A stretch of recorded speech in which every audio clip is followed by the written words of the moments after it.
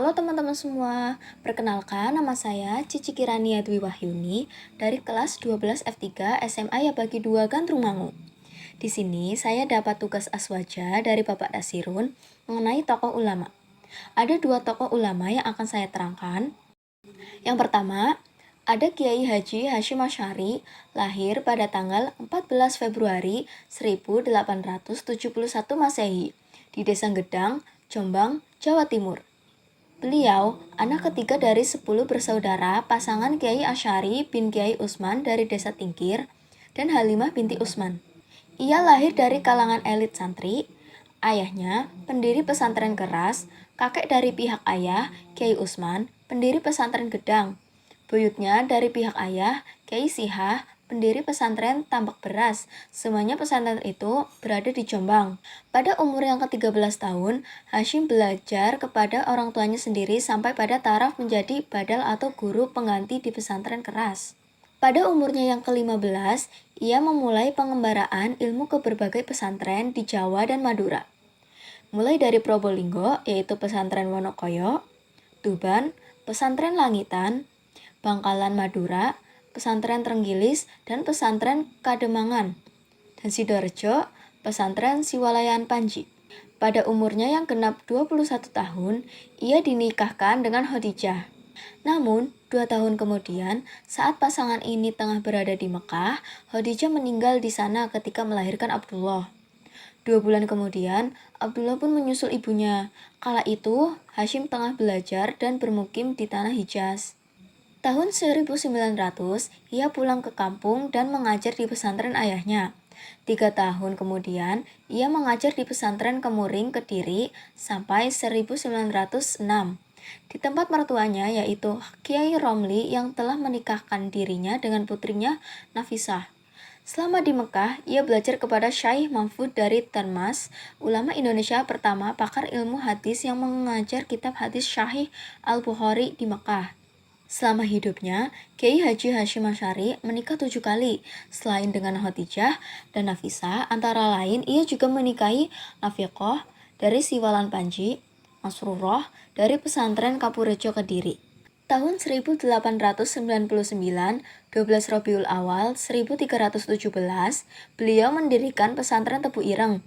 Lewat pesantren inilah, Kiai Haji Hashim Asy'ari lancarkan pembaruan sistem pendidikan keagamaan Islam tradisional yaitu sistem musyawarah, sehingga para santri menjadi kreatif.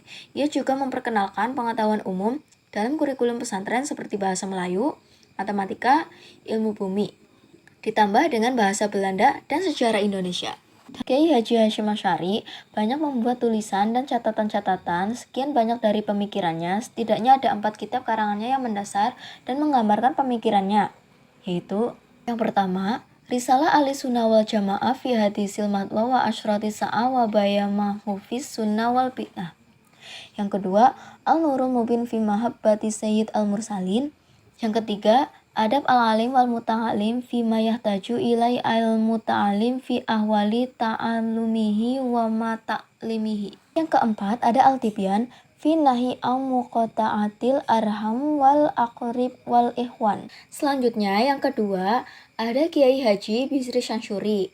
Kiai Haji Bisri Syamsuri, beliau lahir di Pati, Jawa Tengah, 18 September 1886.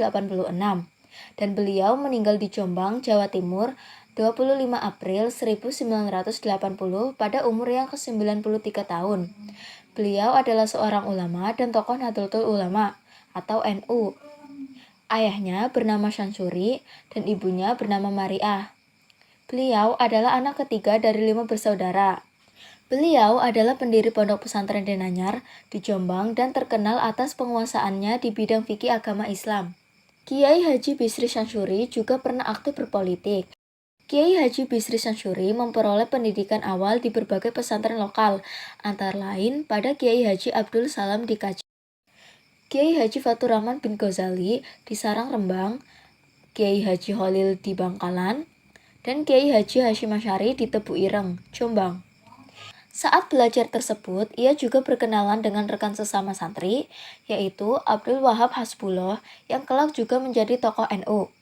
Beliau kemudian mendalami pendidikannya di Mekah dan belajar kepada sejumlah ulama terkemuka antara lain Syekh Muhammad Baqir, Syekh Muhammad Said Yamani, Syekh Ibrahim Madani, Syekh Jamal Maliki, Syekh Ahmad Khatib Padang, Syekh Syuaib Dagistani, dan Kiai Mahfuz Termas. Ketika berada di Mekah, Kiai Haji Bisri Sansuri menikahi adik perempuan Abdul Wahab Hasbullah. Sepulangnya dari Mekah, dia menetap di pesantren mertuanya di Tambak Beras, Jombang, selama 2 tahun. Beliau kemudian berdiri sendiri dan pada 1917 mendirikan pondok pesantren Mambaul Ma'arif di Denanyar, Jombang. Pada saat itu, Kiai Haji Bisri Sansuri adalah kiai pertama yang mendirikan kelas khusus untuk santri-santri wanita di pesantren yang didirikannya. Pada masa penjajahan Jepang, Kiai Haji Bisri Sansuri ini terlibat dalam pertahanan negara, yakni menjadi Kepala Staf Markas Ulama Jawa Timur atau MODT yang berkedudukan di Waru dekat Surabaya. Pada masa kemerdekaan, ia pun terlibat dalam lembaga pemerintahan antara lain dalam Komite Nasional Indonesia Pusat, yaitu KNIP. Mewakili unsur masyumi, yaitu tempat Nahdlatul Ulama tergabung secara politis. Beliau juga menjadi anggota Dewan Konstituante tahun 1956 hingga masa pemilihan umum tahun 1971. Setelah wafatnya Kiai Haji Abdul Wahab Hasbullah, tahun 1972, ia diangkat sebagai Rais Am atau Ketua Syuriah, pimpinan tertinggi Nahdlatul Ulama. Ketika Nahdlatul Ulama bergabung ke Partai Persatuan Pembangunan, ia menjadi ketua Majelis Syuro partai ini. Ia terpilih menjadi anggota DPR sampai tahun 1980. Terima kasih untuk teman-teman yang sudah menonton. Sampai jumpa lagi.